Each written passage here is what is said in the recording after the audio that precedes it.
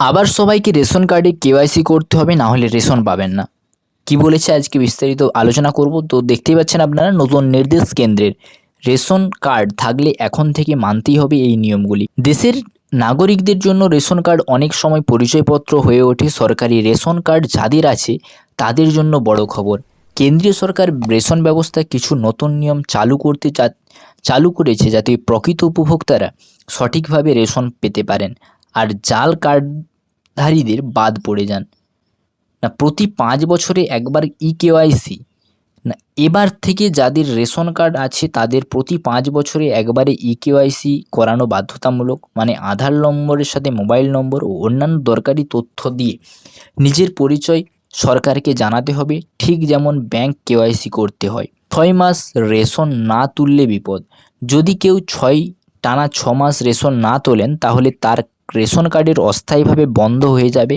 তবে ভয় পাওয়ার কিছু নেই, রাজ্য সরকারকে সেই কার্ড ফের চালু করার সুযোগ দিতে হবে 3 মাসের মধ্যে। পৃথক রেশন কার্ডের বয়সসীমা। এখন থেকে কেউ 16 বছর হওয়ার আগে নিজের আলাদা রেশন কার্ড বানাতে পারবেন না। আগে অনেক জায়গায় দেখা যেত 14 থেকে 15 বছর বয়সে আলাদা কার্ড নেওয়া যাচ্ছে বা নেওয়া হচ্ছে। এবার সেটা বন্ধ হবে। ছোটদের জন্য নতুন নিয়ম। যেসব শিশু 5 বছরের কম বয়সী তাদের ক্ষেত্রে আধার নম্বর থাকলে তোলা যাবে।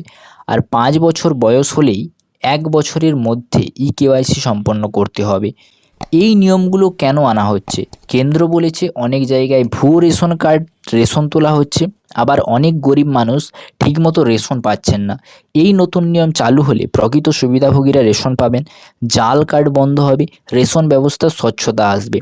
সবশেষে সব মিলিয়ে বলা যায়, রেশন কার্ড সচল রাখতে গেলে এবার থেকে নিয়ম মানতে হবে, সময় মতো কেওয়াইসি করতে হবে, নিয়মিত রেশন তুলতে হবে, না হলে কার্ড বন্ধ হতে পারে। তাই এখন থেকে কাগজপত্র গুছিয়ে রাখুন, নিয়ম মতো কাজ করে নিন, যাতে ভবিষ্যতে সমস্যা না হয়।